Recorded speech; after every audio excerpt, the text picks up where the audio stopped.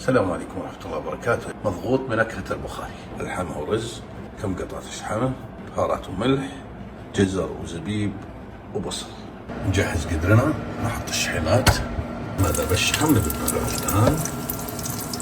نحط الجزر، نحط الزبيب، البهارات والملح،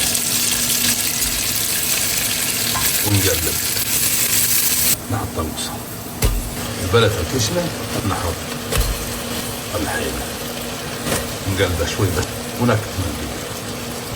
نضيف البصل. بسم الله.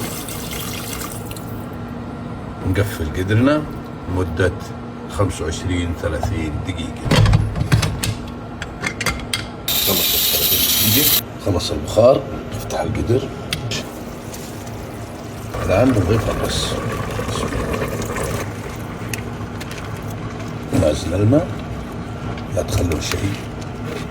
نازل الماء الآن، وهذه وزنية الرز مضبوط. أول ما يصفر نخفف النار مرة من 10 ل 12 دقيقة.